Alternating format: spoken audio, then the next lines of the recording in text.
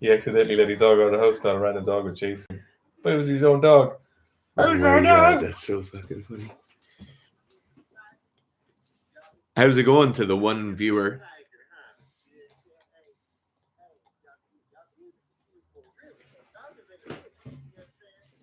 See Campbell's aim is on more slates. Yeah. Some good clickbaity video titles as well. They're not doing great though. What Dan Bilzerian thinks of The Rock. There's one of them that was like 4 days old and the 3,000 views. No way. That's crazy. I wonder, did the Schmalgridden get pissed off with him because he didn't post for a while? I think it did. That can happen, like, you know. What Yeah. do you call this? New Year's Eve livestream. Oh, that's good because I want this to last to 2021. Nick Baker says do an interview with Victor Conte on doping. I'd love to do an interview with Victor Conte. I wonder what he's doing these days. He sounds like ZMA now or something, isn't he? That's how he started off. No, that's what he did after the doping. I thought that was pre-doping. No, it was after doping. Was it? Well, he continued it after doping if he started before doping, but I don't know if this could be... Yeah. Hope you have a great New Year's, guys. Cheers for all the contents. No problem, Andrew. Hopefully the throwing's going well. I'm interested. Yeah. Wait, was it the throwing? Hammer, what was did it, you or keep saying? discus? You kept saying the wrong one. I kept saying the wrong one. How many home-wrecking penguins? Oh, Aaron just sent me a video of penguins fighting each other. Remember the last day on the podcast we talked about penguin fighting? No. A few weeks ago, I think we did. How many home-wrecking penguins? Like, are we talking like jackass penguins or like the emperor ones in the big ones? Normal penguin, this size penguin. I think... Do I have weapons or no weapons? Depending on how I'm feeling, I think it would be anywhere between half a dozen and 30 penguins. See, like, they don't have much to be fucking getting me with. Garf, they're vicious. I reckon, that's why Aaron sent me the video. I reckon I could get... I'd say I could get 10 of them. I think up to 30 from here. There are 30s, like, all at once. No way. No, all at once. You've no weapons and all at once. Yeah, kicking them. Honestly, I don't know. What are they going to do? You don't Look at how slow they are. 30 kicks. You don't have that much glycogen in your leg. There's no way. No, up to 30. Between half a dozen and 30. I don't think you were... I don't think you've thought about this as much as I have. I think you've overestimated your ability. I've seen how penguin killing, like. I've seen how gassed you get in jiu-jitsu. Gassed. And there's no way. Like, you could get 30. They're known for their stamina. Honestly. They're known for their stamina. Yeah, they're endogenous. Penguins. They're endogenous androgen production. They're known. They are, like... They're not home wreckers for no reason. Like, girls love them. Like, why are they called home wrecking penguins? Because just fucking they're just so hot, like, because they're in such great shape. You know, I think you're just underestimating how aggressive these penguins could be. They're adorable. No, I'm just trying to tear your face off. My cousin was once at a house party where there was a penguin in the shower. I think your cousin was a penguin at one stage. No. What's up, boys? Oh wait, hang on. Happy New Year's. Hope you hit all your goals you set this year. Hopefully, Brandon. Thanks. Tips on training grip strength and thoughts using fat grips for improving grip strength. Grip strength is very specific. So if you're grip strength for CrossFitting, I'd probably stay away from using straps, gymnastics grips, those kind of things.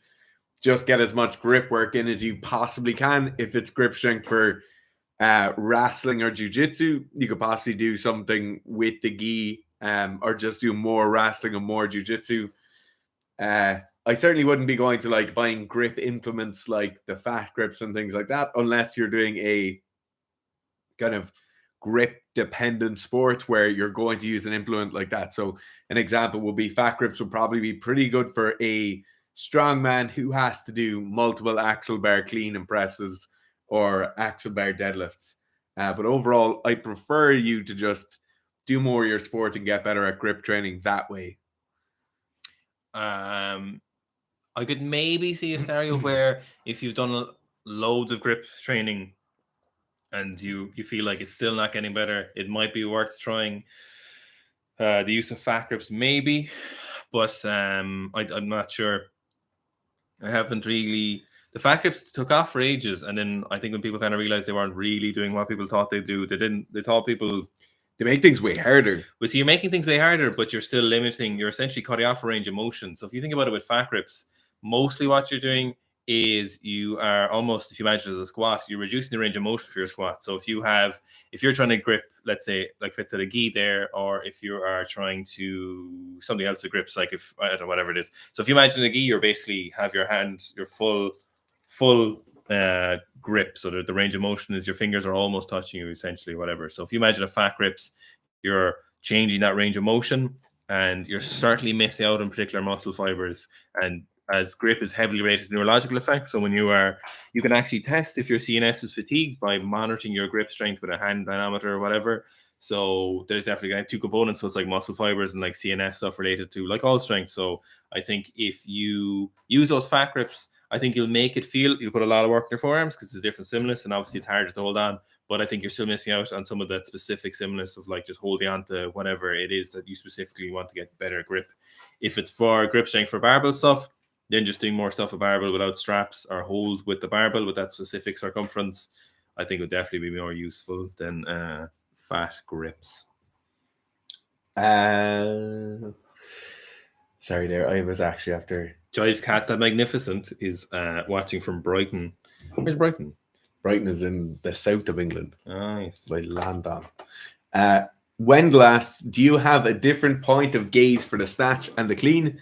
I don't, and I don't coach anyone specifically to do it, but I could see how if you looked at the very, very fine kind of elements of biomechanics, that there would be, of course, a slightly different point of focus for the snatch and the clean, in the same way where if I was further back on a platform, the point of focus should be slightly different. But I think for most of the time, you want just eyes straight ahead, possibly slightly up, or for a chin to be slightly up. And that's just to ensure, like, a lot of time when people look down, you're getting a lot of visual feedback in terms of like where they are in space. But also an issue we have with the snatch and with the clean is if you're looking down. So if I pick a point, say 3 meters in front of me on the ground, which would be a grand place to look if you're deadlifting, as I extend at the top of the clean or as I extend at the top of the snatch, that suddenly goes from my eye line, because my head will have come back behind the level of the bar, and I won't be able to keep looking at the same point. And then you lose a small bit of that kind of positive effect of having a fixed point of gaze. So just slightly up most of the time. If people are training in a normal gym environment and they have something fairly far away to look at, their head is fully straight ahead, they're looking at something slightly higher than their line of sight. I could see how possibly for the snatch and the clean you would want one, because theoretically you would want one. But in practice, I wouldn't ever coach people to have one. Andrew says, also, do you guys do one-time training review consultations? We sure do. They're on the website, so it's just the price isn't changing this year, is it? No. So it's just €100 for consultation for like usually about an hour it takes. And we, Andrew, if you just want one of those, just send us an email, and we do those pretty frequently. Been making good gains for discus. You see the bar speed of squats and bench.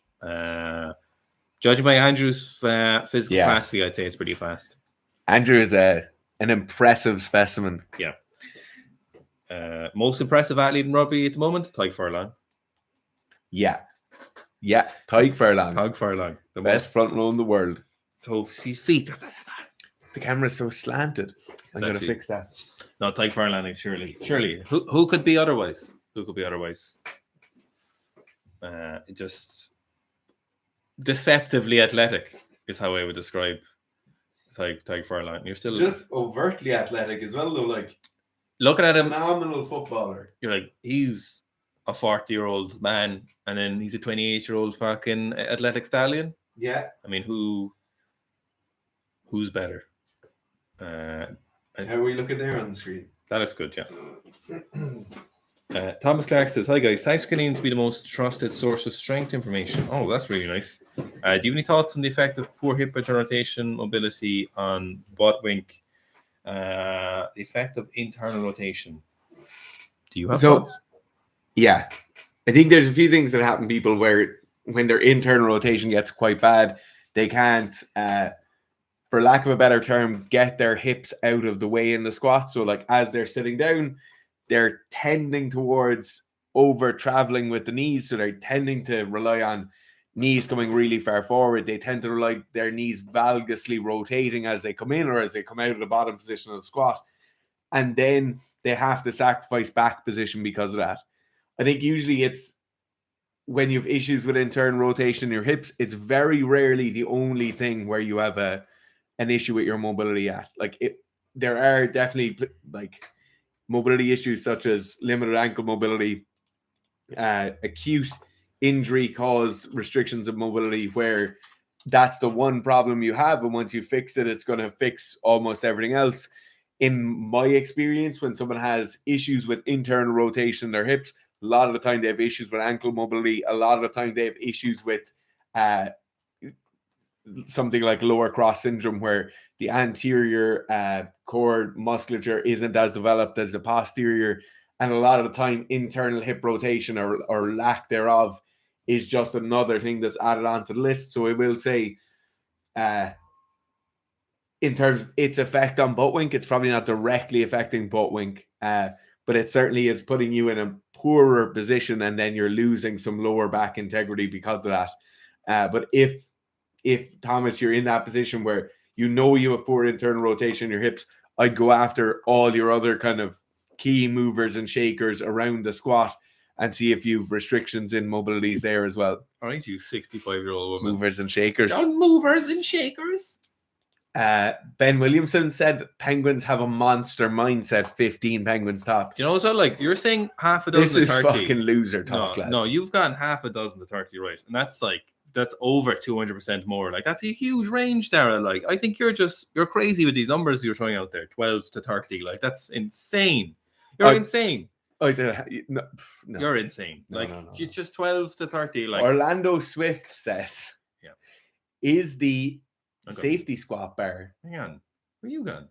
Here. Way far ahead. Sorry. Jesus Christ. Sorry. Says, is the safety squat bar an alternative? I haven't read the rest of the question. I'm going to say no to it, but I'll read the rest of the question. An appropriate alternative to squatting during heavy in-season throwing periods for throwing athletes to take. Oh my God! This is the only question you could have asked. That would have been Orlando. I did you a wrong in there. This is definitely absolutely great timing. No, I think the only thing that would be better for it would be a belt squat, because you take some loading off the back as well. No, this great application. Yeah. This is one of the only applications. He made you look like a fool. I made myself look like a fool. Oh, you're just ridiculous now. Yeah, absolutely. That would be the one cases where throwing puts so much stress on your shoulder, like it's crazy, and that's what they're meant for. Yeah. But why does it happen? Like, why does it hurt your shoulder so much? Why does throwing so much? I'd love to know if people throwing their shoulders get more resilient. But you see, like baseball players, they're always rotator cuffs are fucked. Always, yeah. And like that's why we're where we are, because we're throwing stuff. Because we were able to throw stones at things. Oscar Blood says, what level did FOTS, which if you're from the north of Ireland, that's how people say fits. Yeah. That FOTS play rugby at a poor level. I would have loved to have tried and go play senior at some point, but unfortunately, my injury predicament kind of cut me off when I was 20 or 21, so that severely limited my ability to go and do that. Okay, KCB5150 says, critique a Jason Blaha training video. He's giving other people training programming now for fun. You don't know who that is, do you? No. I just fell on YouTube there years ago. Just basically like you see, he worked in like the CIA and stuff, and like in our special services. And no way! Just an absolute character. I don't think he realizes people. I don't know why he's still so not still so popular, but got popular. I think people just enjoyed the. Is he a meme? Like he's a meme, but I don't know if he knows he's a meme. Okay. Yeah. Serban Andre says, what do you guys think of high rep front squats, like 10 reps or above? So the issue with front squats in general, overall, and why you might not use front squats as much as you use back squats, is they're very, very fatiguing on the central nervous system, and they're very fatiguing on your core musculature and that support system of lifting in a way the back squats aren't. So you can train the back squat more, you can train with a higher volume, you can train at higher relative intensities at those volumes. High rep front squats are incredibly effective at making you really tired and making your front squat much, much better.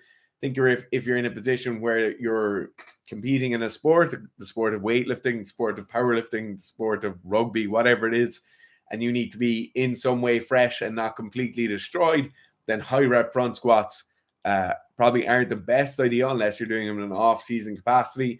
But if you just want a bigger front squat, high reps are certainly the way you get there. Like, we've a lot of people run the Road to Anywhere squat program with front squats. They just put in their front squat 1RM instead of their back squat 1RM. It's very difficult in the first 3 to 4 weeks of the program, where you have a lot of 10s and 8s and 6s. But you make big progress, obviously, because you're attacking it with volume. You've probably never attacked your front squat before. But you do just need to be cognizant that you will be more fatigued. You will be more broken down. Yeah, I'm trying to improve my quads for my high bar back squat. Is front squatting 1 time a week a good exercise to do that? Or the better exercise to do that? Not a weightlifter, just a gymbo, bro.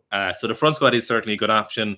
The top of our list is always basically is belt squats. Like, that's the best place you can go to. If you get a good belt squat setup, that's the best quad specific movement for your high bar back squat. That would be the best one to do. Next in would probably be front squats, depending on if you do them in correct form. So if you stay as upright as possible, so if you're doing like cross grip or with straps and just remaining upright as possible, in time, once you get up enough weight on those, they will be useful for your quads. But belt squat will be first, then kind of front squats. Then after that, some higher frequency heavy split squats, but neither side elevated. So putting the focus on your bent legs, so the rear foot, and going straight up and down with that as much as possible is usually a quite good one. That's kind of, you get a little bit more pressure on the tendon there and the kind of hip flexor, but it can be a useful one. But that's kind of like less. That's lower down the hierarchy. Belt squats would be the most useful one if you can set that up somehow. Len Ken says, hope Christmas is good. Christmas is great. How would the sets and reps you prescribe for a power training block look with 60 to 80% load, fastest possible reps? Moderate is the word. Moderate. For some people, some exercises at some loadings might be 10 sets of 3. For most people, moderate is 3 to 5 sets of 3 to 5 reps. You're not working on anything until you get tired and slow. At the same point, you're not just doing a single rep very, very quickly. Usually 5 sets of 3 is probably where it's at for power cleans, clean pulls from blocks. Most of those, it's a very, very general question, and that's a very general answer. But yeah, moderate volume would kind of be where it's at. Just one thing we might say is there's 78 people watching right now, and there's only 22 people have liked the video. So we would really love you to like the video. It just helps. Oscar is saying, what do you think about the strength training in schools rugby? In mine, they refuse to start the gym until the junior cup, which I think really holds back the junior and senior team. So what age is the junior cup? Usually junior cup is 3rd year, so usually you're talking about 14, 15. I think, to be honest, that's not bad. Rugby, yeah, rugby in general is a late specialization sport. So what you mean by that is, if you take a sport like soccer, people know if you're going to be a professional soccer player. Certainly by the time you're 13 or 14, you kind of know if you're there or not. Rugby, because of the physical development kind of side of things, people tend to realize they're going to be a pro athlete when they're 19 or 20. And that doesn't happen in a lot of other professional sports. If you're looking at the best kind of development for rugby, you're probably talking about starting a fairly intelligent strength and conditioning program, or strength program, at least when you're 14, 15 years old. And that's certainly enough time. You could start when you're 16 years old. That is certainly enough time. The problem is schools rugby, Oscar Blood, as you probably well know, is incredibly competitive. You'll have a lot of players will reach their peak of their career when they're playing in 6th year, which will be as a 17 or 18-year-old player. They will reach their athletic peak in terms of what rugby they will play. And that's probably not a true reflection of what's best in terms of rugby development. You could still be a gangly, semi-developed 18-year-old and still be a very, very, very good professional senior player at 24 or 25. I think if you wanted to be the best possible school for playing schools rugby, like we have Christians down the road from us here, we have Pres Rugby just down the road from us, you're talking about developing athletes from the ages of probably 14 realistically. Could they be doing it better? They probably could be doing it better. They're well-designed systems and all that, but that is with a system to winning junior and senior cups, not necessarily for a system that will develop the best players in years to come. Charis is asking, bench press standard, you mentioned 1.5 for achievable target for most athletes. Apply the weightlifter is necessary for good clean jerk? No, not at all. The horizontal pressing doesn't make any difference. No, not the horizontal pressing. The vertical pressing for sure is very, very useful, but horizontal pressing for weightlifters, I know the Russians did quite like some benching, but I will say though, 1.5 times body weight you should absolutely be able to do anyway. Yeah. If you're a weightlifter, powerlifter, whatever it is, like if you're in the gym a few days a week, 1.5 times body weight bench it's not something that should be like, oh, I have to really train hard to get there. Like you should be training hard, training intelligently and all that stuff. But the 1.5 times body weight, I think is very achievable for a lot of people. 1.5. For some reason my brain was like double body weight. I was like, no, double body weight isn't. Yeah. 1.5. Yeah, for most people are like 80 kilos. Like, so. Yeah. Like for most people that should be pretty reasonable, to be fair. Fat bonk ripper is is that how you spell bong? Fat bonk ripper. How can I get a more solid front rack? I don't feel solid after I stand up from a clean or when I dip and drive for a jerk. My upper body seems to move around a lot. So in general, this is the result just of not as a strong front squat. The one thing you'll see with front squats carrying over to this ability of the clean and jerk is just how frequently you do your front squats. So they kind of reinforce this kind of neurological readiness. So that's why you see a lot of elite weightlifting teams, elite weightlifters is doing high frequency front squats, is that they're not really looking for more leg strength from the front squats, but they're really looking for that kind of neurological and kind of sport specific carryover. So you get more time training because no matter how many clean and jerks you do, you'll never spend as much time just standing with a weight on your chest. And obviously the weights you use for your front squats will be at least the same as your best clean and jerk or heavier. And obviously you're not going to be able to do 15 reps in a session with your best clean and jerk, but you'll probably be able to do it pretty well with your best clean and jerk as a front squat. So front squats are by far the best. So getting a stronger front squat, maybe front squatting a little bit more frequently and upping the actual weight of that front squat and maybe a little bit more volume is the best way to go about solidifying that. Okay. Jive Cat, or are you asking about Brighton or Bristol or something? He said any thoughts on fixing tennis elbow? Just to reiterate the usual live stream stuff, there's no injury talk on this because myself and Gerf aren't injury rehabilitation specialists, and it would be unprofessional and unethical of us to advise you on an injury, even if we've had it ourselves. Okay. Christo2292 said, hopes all well on your end. Gyms went to the lockdown here on the 22nd of December. Oh, shite. Oh dear, that's quite a long time. If you are in lockdown, you do need some home training stuff. There's a free home training program on the website.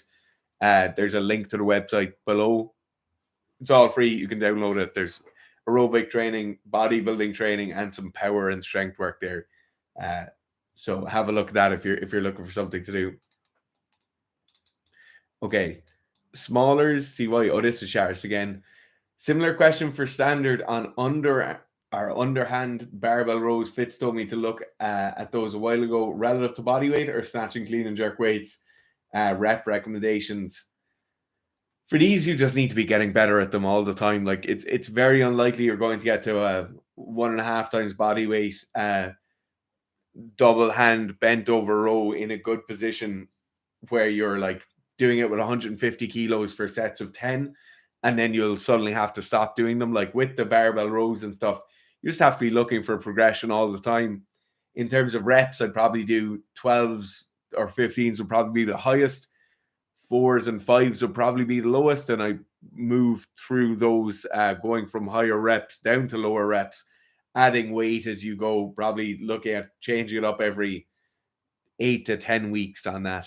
So going 12s to 10s, 10s to 8s, 8s to 6s, 6s to 4s, spending a few weeks at each of those rep ranges, maybe adding a set each week when you're stuck at the same rep range, and then you're just looking to add weight as you go.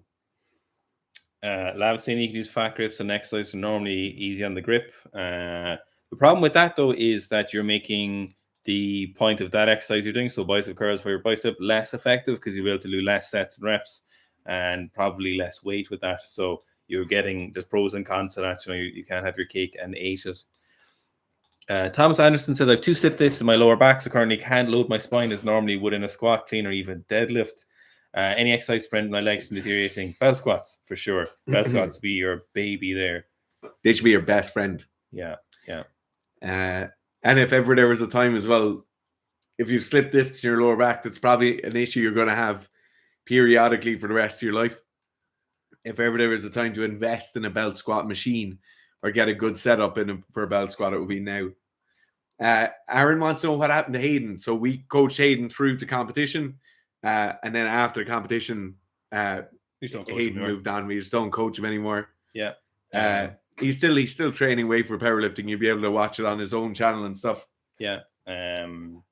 Just don't coach him. It's kind of literally gets the coaching.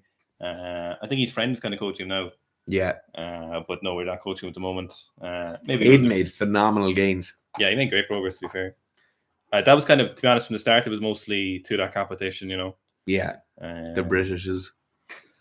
How do you feel about a neutral pelvis actually trying to overextend the lower back on snatch, clean jerk, and squats? Some old coach shows lower back tilted. So that in general, that is preferable, like kind of forcing a little bit of extension in your lower back because it kind of feeds up and down the chain, and it does seem to put your hips and your legs in a better position. So if you're in a lot of like flexion with your lower back, it does seem to reduce the kind of power you can put to your legs, and it certainly reduces the position you keep your shoulders in. And that kind of follows through the rest of it. You should, it's definitely useful in the jerk, for example, because a lot of times people's pelvis tuck underneath them in the jerk. So as they're dipping, their pelvis will like tuck in between their hips and their knees, and that'll actually drive the forward front over your front foot. So it's the lower back kind of lordosis, not a lordosis, lordosis almost is almost encouraged. Not to excessive degree, to be honest, although most people can get to it to a very high degree. Most people don't have that flexibility, but it's certainly more towards that than towards flexion. Bruno is saying, what do you think of Jon Jones lifting? Made a video of Zach made a video of non-strength track, but missed Jon Jones juiced. I just had a look at it there a few minutes ago. So he got to like he got to pretty good bench, squat, and deadlift numbers. The benches were kind of shit, to be honest. Were they? They were like 90 and 100 kilos for a few reps and stuff. What? But I thought he was legitimately strong. No, he got to like a 220 squat to like at parallel. I won't say below parallel, like at parallel. And he got like a 250 sumo deadlift. And there was like a 230 maybe conventional deadlift. That's very strong for an MMA athlete, though. I suppose, yeah. That's super strong for UFC athletes. The disappointing thing, though, is when you hear people talking about him, they're like, oh my God, he was a champion powerlifter. Yeah. He was training with, like... Yeah. No, he got incredibly strong for UFC. Like, yeah, I suppose for UFC. A 220 kilo squat to below parallel. Yeah. There, that's insane. Yeah. Like 120 kilo bench. You out of your mind. You're out of your mind. You got crazy. Like a what was that? 585 was like. Yeah, 265 sumo deadlift. That's good. Yeah. But the no, he got incredibly strong. He's probably the strongest UFC fighter ever. Like. Yeah. So the one thing that this not boils my piss, but I'd certainly have feelings over it with Jon Jones is people always talk about Jon Jones doping, and you're talking about a sport where doping was legal for most of the sport's existence, and in most of the arenas in which in that sport takes place, like MMA, doping isn't actively encouraged, but like it's non-tested sport. So people are always on about like, oh, doped Jon Jones. And this is nothing against you, Bruno. Like, but almost every superstar you see in the UFC today, if they were fighting 10 or 15 years ago, would have just been using drugs openly. Like there was no issue with using drugs. He just wasn't good at passing drug tests. Yeah, even when testing came in, they're all still on gear, and most of them had TUIs. So they're taking the same drugs, or mostly the same drugs, for very, very similar dosages, and there's still no issue. They just had a therapeutic use exemption. Like most of the greats in MMA were doped for their entire careers, and then you just get people getting popped now because they don't move on and start avoiding tests. But the sport is, it'd be like somebody talking shit about a weightlifter or a cyclist getting popped. Like, the sport is drugs. The sport hasn't existed in absentia of sport. What's this got to do with these strength numbers, though? Because he was talking about juiced Jon Jones. Oh, yeah, but it's like... And I said this is nothing to do with the question. Oh, okay. I was just going off on one. Oh, right. I've had this conversation with myself a few times. I feel like you have, like, yeah. Yeah. But he's widely regarded as like one of the best UFC fighters, and he was probably the strongest UFC fighter. So that should tell you a lot. Yeah. That should tell you a lot. Bruno's quite strong. I can't remember his numbers were, but I remember them being strong enough. Yeah. Felix B says, any plans to move the group off Facebook? So the members group off Facebook. Always thinking. We're always open as well. If there's like, it'll never be to one of the software companies, though. It'll never be to outsource someone else's software, like any of those like Training Rockers, that shit. It won't ever be to those. But if there is a better platform for us to hold it on that we haven't come across yet, we're looking at doing we're not tied to anyone. Like, we'll do anything. But it's, to be honest, haven't seen anything yet that would be as accessible and as convenient as Facebook for the features we want, you know, and it's free for everyone to use. So it's as of right now, no. And we're definitely something we've always looked at for the last few months. We're looking at, like, we're redesigning the website. The website 2.0 will be coming up, but it's just, there's not really, so it might have to be an in-house thing where we develop it, but then there's a lot of issues with that, you know, and getting people set up accounts and then having a video feature and stuff. So we definitely something we're looking at. But as of right now, in the near future, it won't be taken off Facebook because there's not really any need. But it's definitely something that we... if somebody was watching this, yeah, and you're aware of an online community-based setting, yes, where people can easily post videos and interact, by all means, let us know. To be honest, that's Facebook's last great feature is its group. Yeah, its group community thing. It's about the only thing you go on Facebook for now. So, like, it's it's funny. Hey, Owen, how did you fix your wrist and what happened? I just got severe. Oh, my wrist. Oh, sorry. So yeah, something kind of my thumb. Oh wait, are you talking about my wrist this year or my thumb thing, the tendinopathy? My wrist thing. It just the wrist thing was kind of a result of my shoulders. And that was just kind of a result of loading and some use of some poor equipment. That was a freak injury. Yeah. So then what happened then was because I was taking a lot of load of my other wrist. My other wrist obviously got sore from taking the load of the other one. So basically I just had to, as I've taken a big off season from training at the moment, all of those things have gotten a lot better because I've let my shoulders heal up and my wrists are healing up and all my joints and stuff are getting a lot better. So for those particular ones, there wasn't really anything in particular. They just needed a chance to heal. They weren't things where, like, I needed to do specific rehab or prehab with them. They were just things that needed to fix themselves. They needed time off. So that was that one.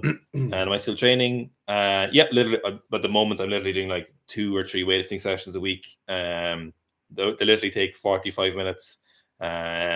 Just in an off season, and doing like 2 to 3 jiu-jitsu sessions, which are great. They usually take like, depending on what's going on, like an hour and a half to an hour and 45 minutes.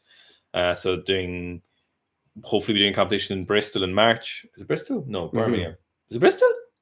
In Bristol. So just training for that. And then I would be starting weightlifting again in are we in January now? So maybe February again, I'll start building up on weightlifting training again, but I will still be doing some jiu-jitsu, so I'll see how that goes. But I'll have to tentatively see how badly they affect one another. Dr. Demographics IE says, for a rugby player, what's the best bang for your buck form of aerobic fitness that does not involve running? Example, assault bike, rower, and currently coming back from an injury. Assault bike is phenomenal. Probably assault bike, if it's a lower body injury, which I'm assuming it is because you can't run, then the ski erg is very, very useful due to the fact that you can sit down as you do it. And you could probably make up volume on the ski erg after making up volume on the assault bike, and then possibly the non-recovered area gets unloaded again. With aerobic training, I will say that the modality of training makes almost no difference. Like, you're not trying to train muscular endurance, you're trying to basically adjust your blood values and adjust some things that are happening within your cells, like increasing mitochondrial density.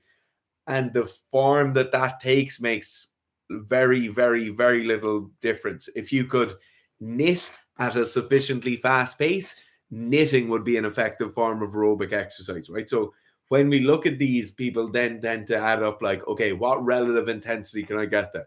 The assault bike, I can get that higher level of intensity a lot easier than I can on a stationary bike. And I can get to it easier on a stationary bike than I will be able to do on an elliptical, because you're just able to work harder, faster as you're there. Certain things like those, is it a climber max where you've hands going and you've legs going at the same time? They're very, very effective as well. What I will say though is most of the time, if you're looking at aerobic training, people miss out on the butter zone, right? So they go either too high and their heart rate is too high and they don't go for long enough, or else they go too low and they go for too long with their heart rate too low and they make no real difference to their overall fitness. Aerobic training, you really want to think about just constantly having the heart working, constantly having the muscle cells working within a highly aerobic bracket.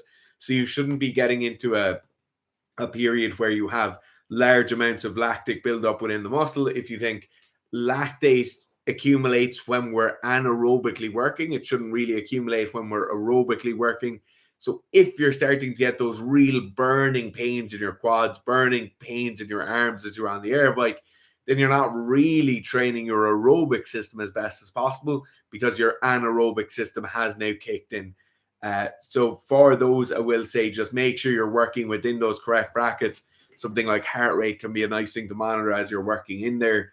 And just a lot of time we tend to hop on a bike for 20 minutes or hop on a piece of equipment for 40 minutes and do our aerobic work, and we don't really have it well planned out. Like, you should be planning it out in the exact same way you plan out your entire off season of strength training.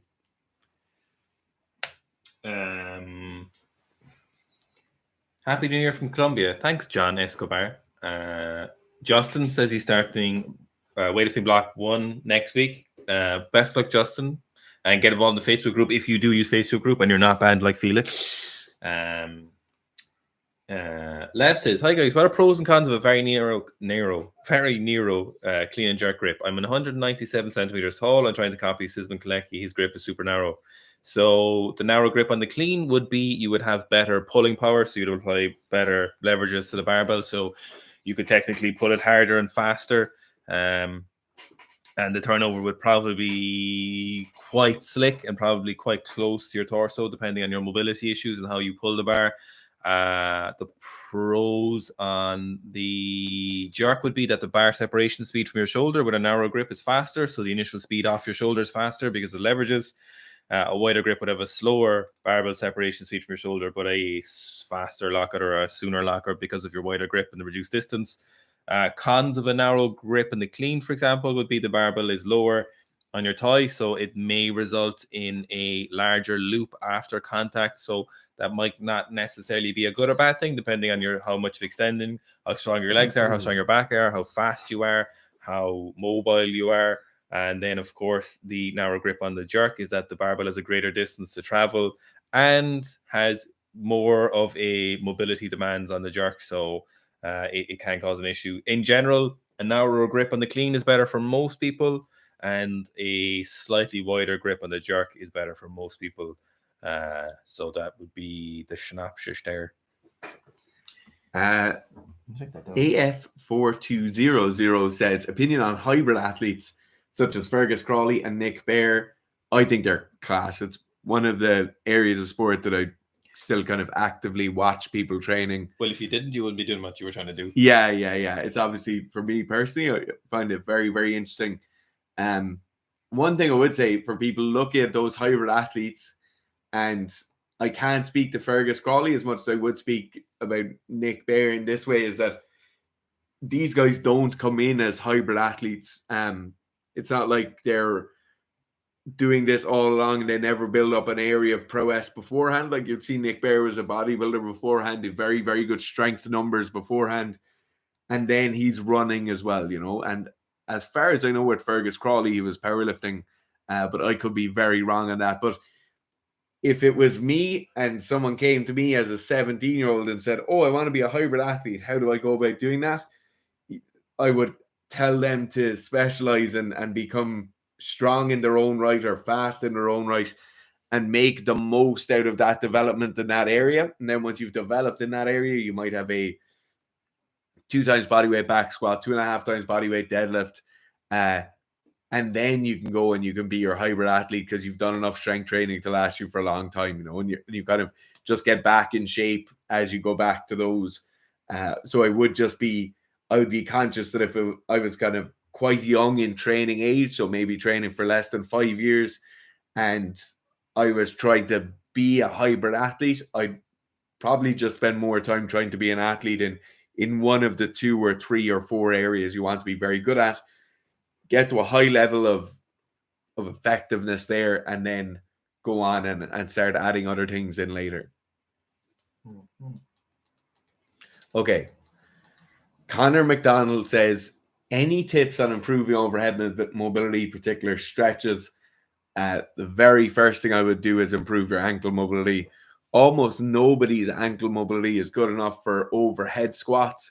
And then when they're in the bottom of an overhead squat, they start to get thrown forward, or they'll have to hold the bar out in front. And it's nothing really to do with the overhead position. It's much more to do with the squat position itself. So ankle mobility will be number 1. Number 2, then I will say you're probably not stretching your lats hard enough or for long enough. So the lats are obviously huge tracts and lumps of muscle. I would get after those, probably a combination of hanging from a pull-up bar with a supinated grip, so palms faced up to the ceiling, holding onto a pull-up bar like that, at a full dead hang, and then having some way of having my legs wrapped up in front of me, so the lats are attaching onto our pelvis. So if we can posteriorly tilt the pelvis by having the feet on a pull-up box or a box jump box in front of us, or a bench in front of us, that hang combined with some sort of myofascial release, whether that's rolling on a barbell, rolling on a lacrosse ball, rolling on a foam roller, those 2 things can work quite well to loosen up the lats. DDS says, how important is it to do core exercises? For weightlifting, I don't see problems with core strength during lifts, and how much volume should I do? So generally recommend like a maintenance level or a prerequisite level of maybe 2 to 3 times a week of core work. Most people aren't really going to notice, like, unless your core is drastically pathetic. So it does make it slightly better. So like transfer power from your upper body to your legs in the jerk, maintaining position in the snatch and the clean pulls, for example.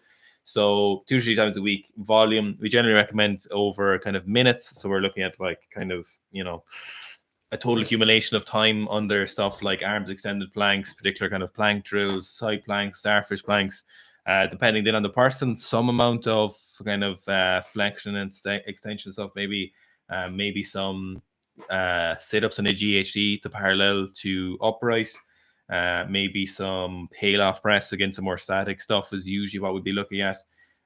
So that'll be kind of the general stuff. Then like twice a week is quite good for most people, unless you're very weak and unless you need a lot more. We'd move it up to maybe 3 to 4 times a week, depending. But for weightlifters, if you're doing it twice a week, you're definitely doing more than most people are doing.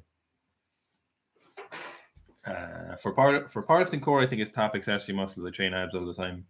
That is one thing Louis Simmons talks about a lot, to be fair. Baker says, Happy New Year. Rufus says, Happy New Year. HMF says, Happy New Year. Happy New Year to you as well. There's a good question here. So this is James Norman. A lot of S&C training, we see high-level athletes seem to be not great. If they all got better coaching, would we see a huge increase in performance, or are they doing enough right to gain much? To be honest, a lot of strength and conditioning at a high level, your main job is you don't hurt the athlete. That's like if you're whoever, Michael Jordan or some famous athletes, S&C coach, when they're in the prime of their career, your main job is what they do in the gym cannot make them more tired and can't hurt them in any way. So you've got an athlete who probably has a fair few injuries hanging around. They're probably competing fairly regularly. In case of basketball, obviously they're competing a huge amount. And now suddenly you're not allowed to make them tired, and you have to make sure they don't get hurt in any way. That basically gives you somewhere between 1, 2, and 4 months a year where someone isn't actively competing and involved in competing. In some sports, obviously, it's going to be a lot less. So you're not going to see strength and conditioning coaches making a big difference to athletes' careers. By the time an athlete is a senior athlete and they're at that level where they're pro, elite, world class, whatever you want to call it, the strength and conditioning coach really isn't doing much. They're just topping off. They're making sure they can recover from injuries well. They're doing their prehab work with them. They might do some work in an off season with them, but they're really just kind of fighting fires as they come up. The big place you see strength and conditioning coaches having the biggest impact on players is in that developmental stage, somewhere between 16 and 22 years old. And they'll probably work very closely with strength and conditioning coaches there. A lot of what you see being done there is very, very good work, very well planned out work. You'll see it particularly in college football in the US. Highly paid strength and conditioning coaches doing very, very good work. And then you're developing freak athletes there. By the time someone is elite, you're not really going to make a huge impact with them. Obviously, there's the cases where somebody mightn't have done a lot of training. They might have just gotten there on kind of pure raw talent, and then they do some strength conditioning work, and that really changes their game again. Or you'd have somebody who gets injured, comes back with a slightly altered movement pattern, and so you'll have seen it with some golfers. Strength and conditioning will then make a big impact on their career. But a lot of the time, when you have high level senior athletes, strength and conditioning coaches are just trying to keep everything on the boil, make sure nothing gets messed up. And you're certainly not going to be making big changes in terms of their physique when they're at that level. Like that will have happened many years beforehand. And that's how they're now in the position where they're an elite athlete. Erica's asking about the importance of proper breathing in sports and training. On that note, how bad do you think wearing a mask while training is? Often when I'm training, I feel like I'm gasping for air. I thought you meant for an altitude mask for a minute, but I assume you're meaning the actual C19er mask. No, yeah, the pandemic mask. How bad do I think it is? Look, it's certainly going to reduce the airflow coming in a little bit, like in like conditions like that. If you had an option, if people are asking honestly, you're like, would you prefer to do your exercise with the mask on or with the mask off? Obviously, the mask off is a better option. How bad do I think it is? It's probably not the worst, but it's certainly not ideal for training. Will it have long-term consequences on people's breathing habits? Maybe minorly for athletes. Do I think you're like reducing the level of oxygen in your body? It doesn't seem to be that way. It doesn't seem to be the case. It doesn't act like any like the option deprivation piece of kit. Would they have huge motors like the altitude replication systems where you'd be wearing a mask while training that's connected to a small fucking generator with a air exchange unit? I don't think it's going to have anything like that. No. It's just not ideal. But I don't think it would make a huge difference. Preferably you train it out them, but if you have to wear them, that's unfortunately, just something you'd have to do. Yeah, we'll say there's some interesting longitudinal stuff on factory workers who wear a mask like that and their effect on. So obviously, if you're working in a factory, most factories do yearly medical, and you do get an increase over a long period in lung capacity and in kind of peak flow and mean flow. So that's how much air you're bringing in each time and how much air you're bringing in over the average of 10 breaths or whatever. So I think it's certainly not like, it's just not comfortable, but it's definitely not going to be bad. Like the alterations in breathing patterns that Gurf was talking about are when you're in those really controlled pieces of apparatus, and that just won't happen with a standard mask. Okay.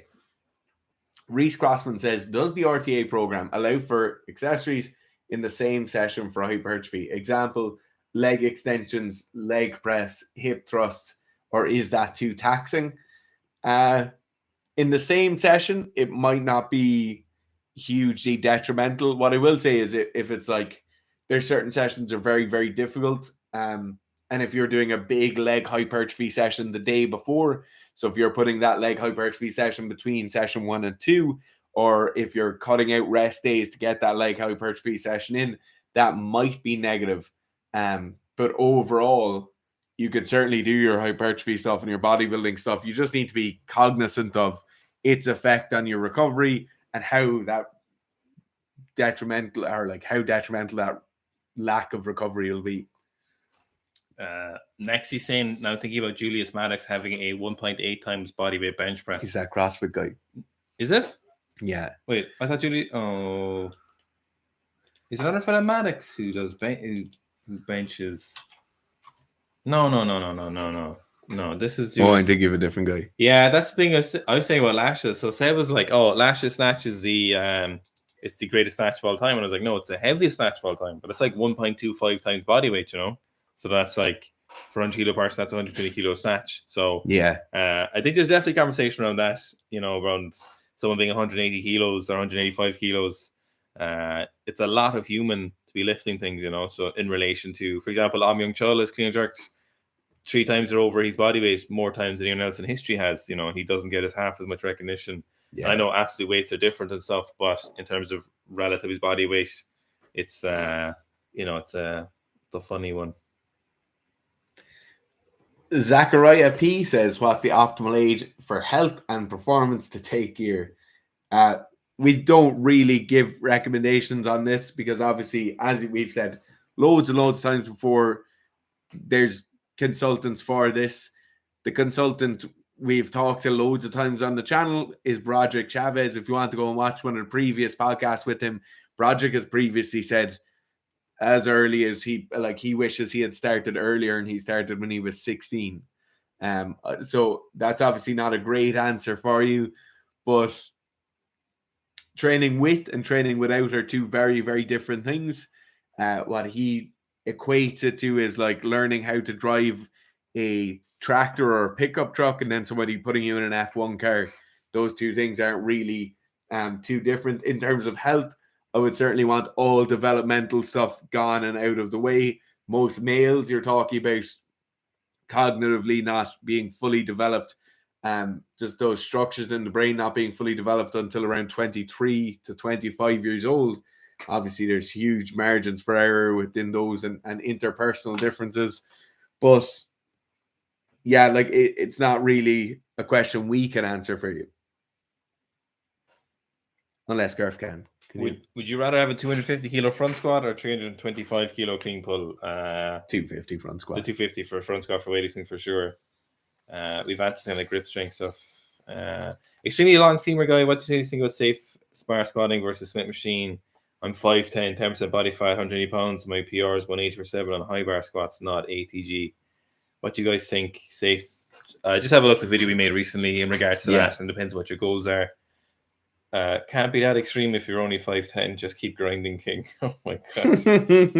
Yeah, long femurs if you're 6'3". Yeah. Hey lads, what do you think about benching for weightlifting? For female weightlifters, it's very, very useful. It's incredibly useful for overhead stability and pressing strength. And for young weightlifters. For sure. But in general, for average male population, benching just seems to tighten up their shoulders, regardless if people like to argue otherwise. In general, on average, for the most people, it just has a negative effect compared to strict pressing. So the potential and most likely guaranteed cons from benching a lot just doesn't seem to work out for most people in terms of weightlifting. So wouldn't be a huge fan of it. To give you an example, I don't give any of my weightlifters benching unless they specifically ask for it. And then if they do, it's close grip benching most of the time. If we can get away with it, that'll keep them happy. But if they have a goal where they're like, look, I want to weightlift it, but I also want to benching, that's fine. But I wouldn't give them the benching with the view that's good for their weightlifting. No, it's very much an off season. Someone says, KDS says, why don't you guys do workout program review? Because we write and sell our own workout programs. So in the same way you don't go to a Ford dealership and ask them what do they think of the new Toyota, there's a company sells the best workout programs, and it's us. Thomas Anderson says, thanks, that is so helpful. My gym doesn't have a belt squat machine. What's the easiest way to set one up? In general, it is a weighted dip or pull-up bar. And if you can get enough kettlebells or weights on to the end of that chain, you should be okay. But most time you can't. So what you need to do is stand between two kind of blocks, or maybe benches if you have to do it.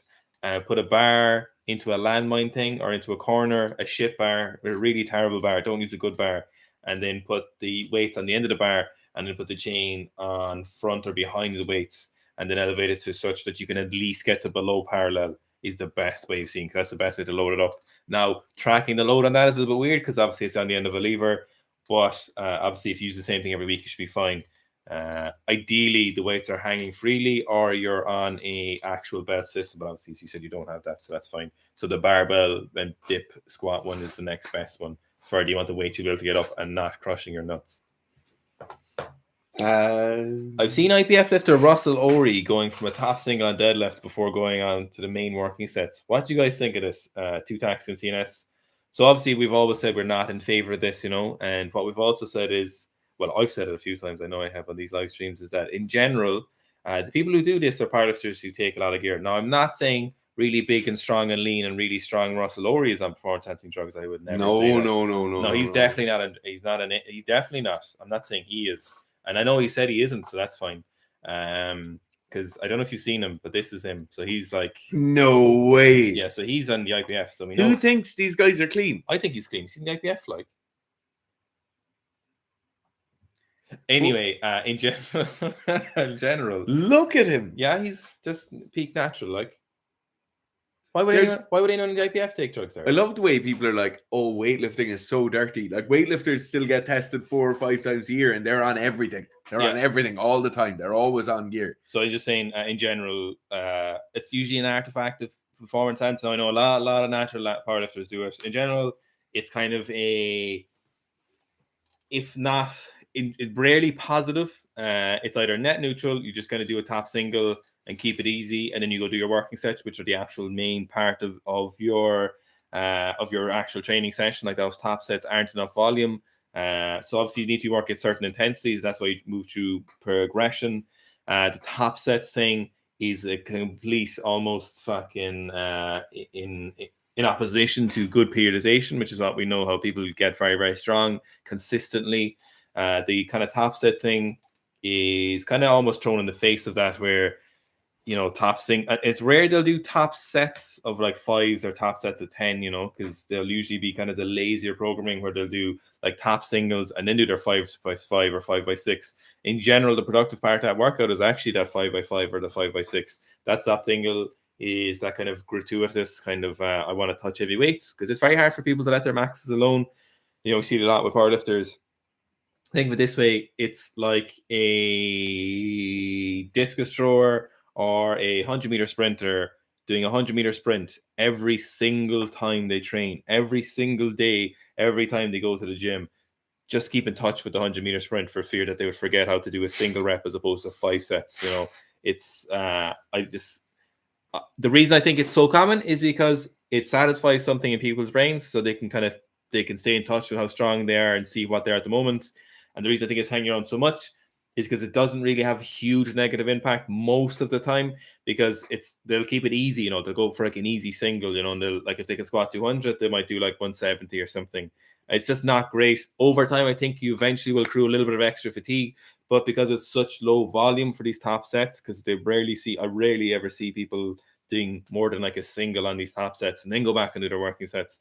I think it's kind of a waste of time. I think it's a little bit of a gratuitous kind of I think it's poor training mentality. I think it's kind of a thing where people are like, they want to keep in touch with what their heavyweights feel like, and they want to see where they're at, and stay strong, because obviously the skill of doing a 1RM is a very complex skill, and there's no way you would you're obviously going to forget how to do a single, like, if you don't do it for a few weeks, like, because obviously like a single would be super. Well, what you could do is you could view your set of 5 as 5 singles in a row. Oh, that's revolutionary. That'd be mad, wouldn't That's it? crazy. Yeah.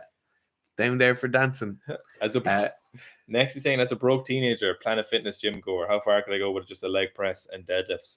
For what, though, is the thing. Yeah, but the thing is, if you're a teenager, Just get Oh, big, sorry. As big, far as leg strength and hypertrophy. yeah, Super far. big, strong, and jacked. That will get you all the way. I don't see any squats in this leg strength and hypertrophy. No, maybe there's no squat stands, you see. Oh, would they have no cages in Planet Fitness? Maybe not, you see. They might just be able to deadlift and leg press. For hypertrophy, you could go all the way. Yeah, you could be an IFBB pro without anything else. For the strength, obviously the deadlift, you can go as far as you're allowed to go. But for the leg press, like the leg press does not transfer over very well to leg strength. I suppose then like just brute force leg strength.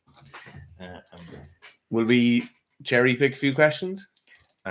Bamsy Young says, "Are you guys getting drunk in the stream tonight?" No, it's drive home. All the pubs are closed at 8. Yeah. What kind of New Year's is this? So Lucas is a Jon Jones, what a psycho, just a bad person through and through. It seems like that. Yeah.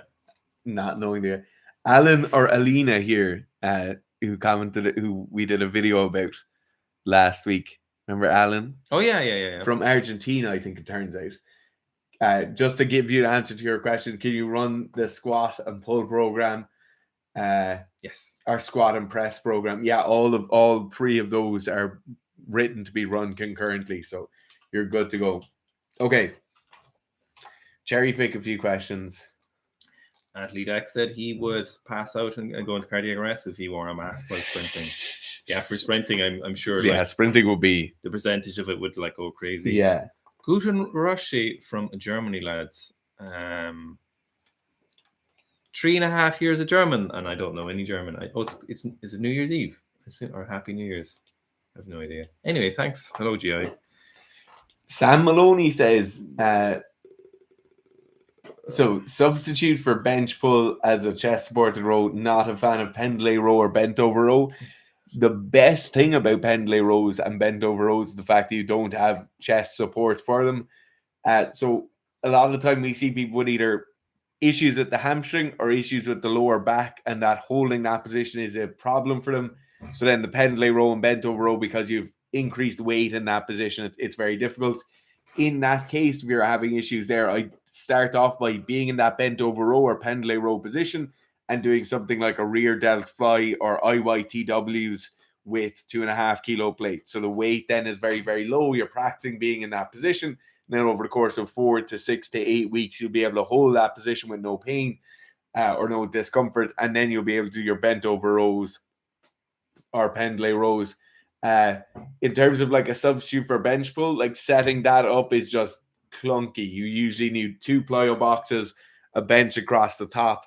I don't like it. I prefer people to be in a kind of bent over row position because there's a lot of benefits from that. I see. You were looking at me there to add something, but I don't know what you were talking about because I was looking at questions. Oh, yeah. Kind of Thick says, just pop in and say Happy New Year, lads. Thanks for all the ways you contributed to my training in 2021. Thanks, Kind of Thick.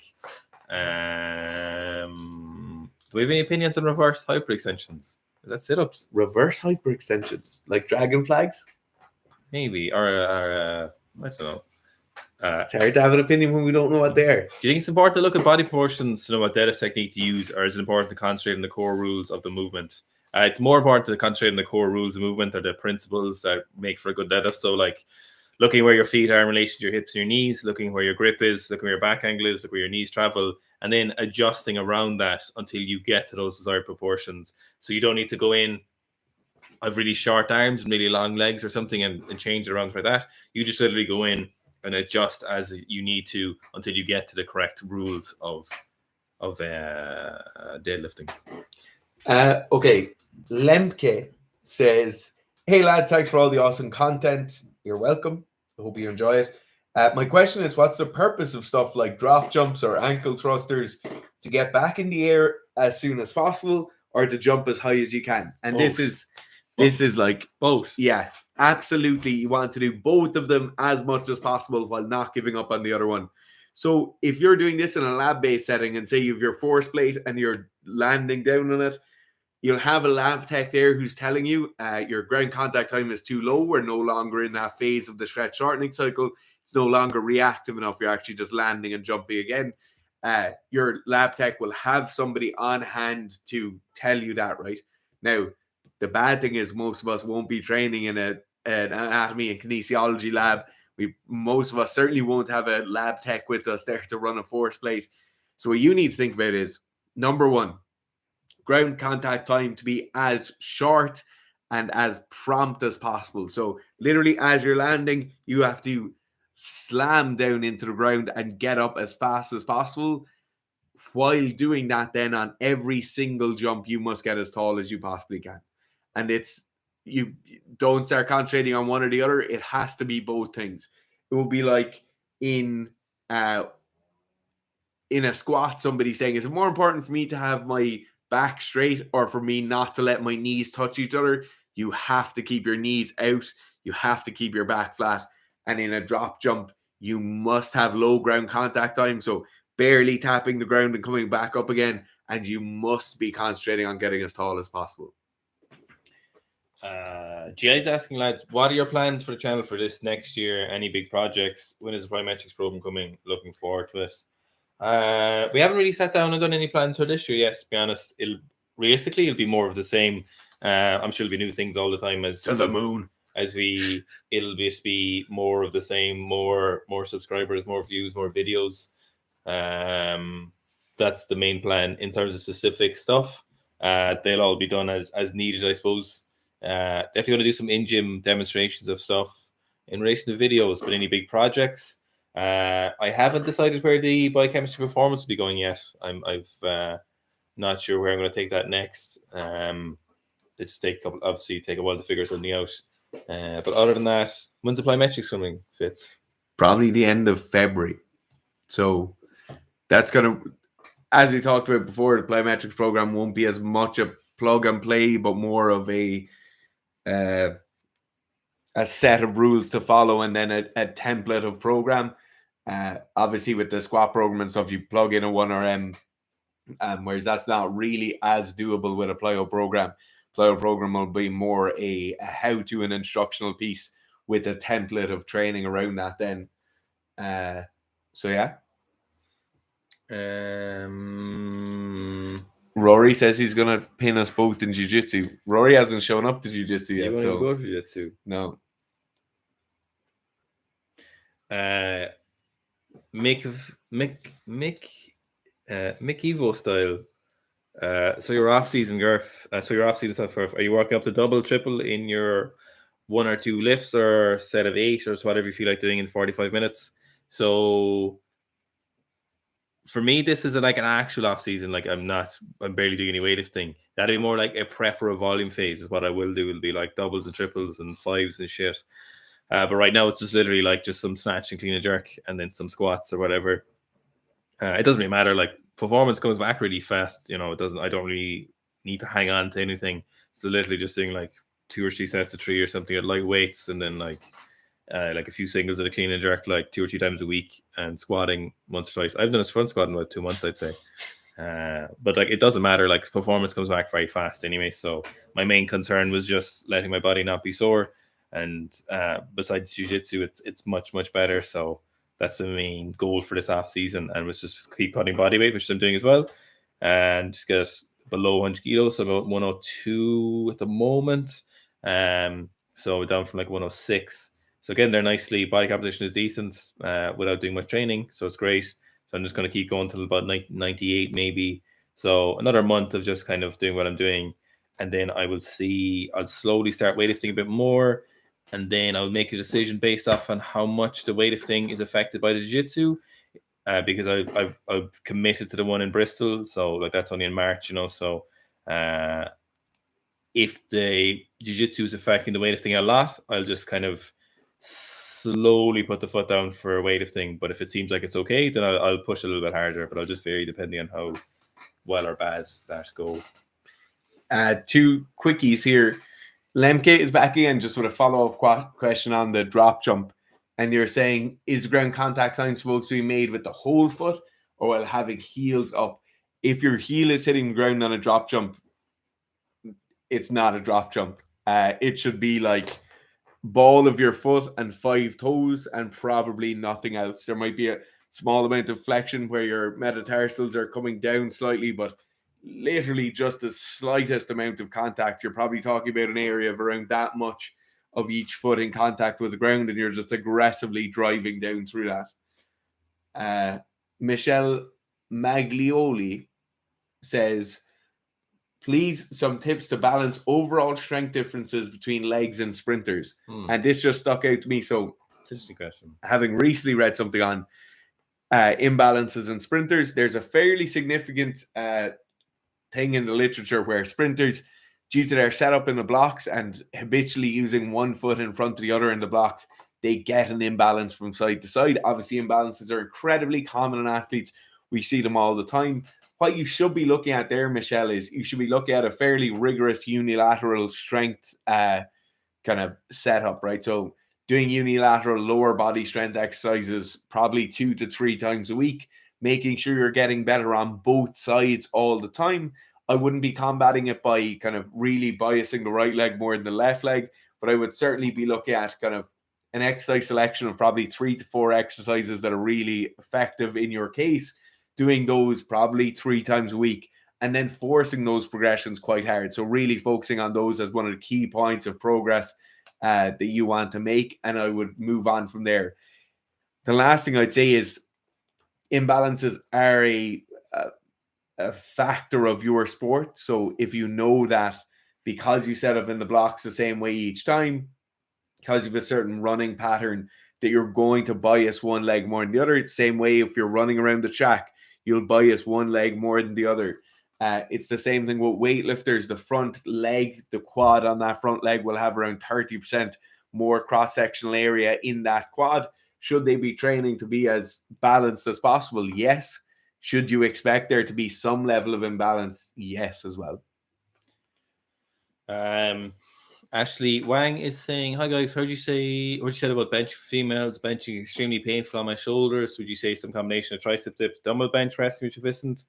Standing, like any kind of vertical press will do perfect. So like strict press from the front, behind the neck press will do perfectly well. Like the benching isn't managed. Just any kind of static pressing, or sorry, like static body pressing is very, very useful for our female lifters. So dips, weighted dips could be useful. But in general, if people have shoulder issues, weighted dips do seem to exacerbate that a bit. So pressing would be perfect. So like standing strict press, and you should be golden. Any kind of pressing strength.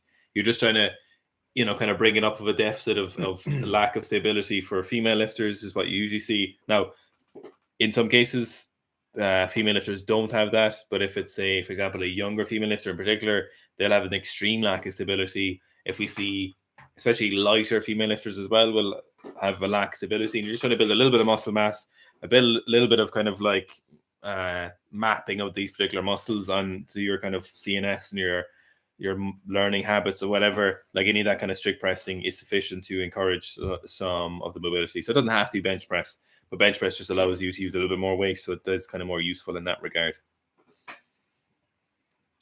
I'm thirsty. Yeah. So much talking.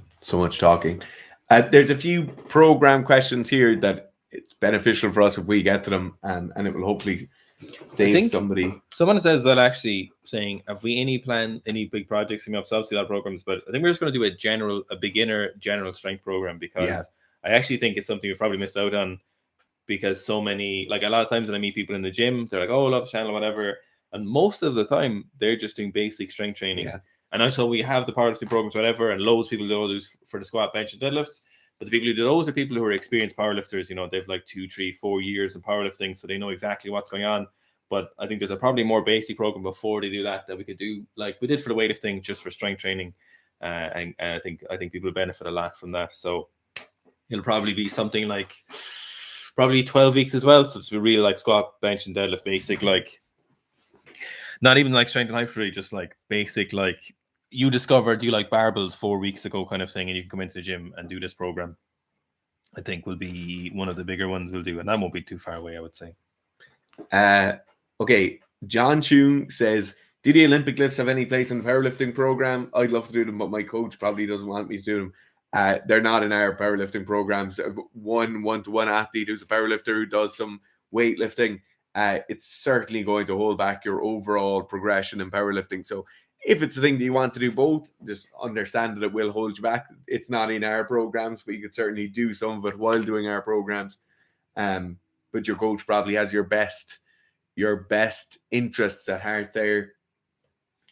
Tom asked how much unilateral work is in your squat program. Can it be adjusted? Yeah, so there's usually kind of 2 different unilateral squatting pieces in the squat program per week. It changes from week to week. You can certainly add more if needed. We just recommend doing the first 2 weeks as prescribed. And then if you wanted to double up and do that accessory piece twice a week instead of once a week, you can do that. But certainly the first 2 or 3 weeks, just stick to it as prescribed. Okay. Thanks very much. See everyone in 2022. See you guys next year. 2022. Yeah. I don't know why people keep making that pun joke. Like it's not great. Like it's not a You great. want to see them till next year? No. The 2022 is in like 20, and then it's going to be 20. It's going to be 2020 again, basically like 2022. No, don't say that. So that's terrible. No, I don't like that pun at all. Jesus, like that's terrible. Things are getting better, guys. Yeah. So see you next week. Griffin guys. Phillipson as well said Happy New Year, and as one of my favorite athletes, Griffin, Happy New Year to you too. Not to have favorites or not anything. to play favorites. Right. End that bitch.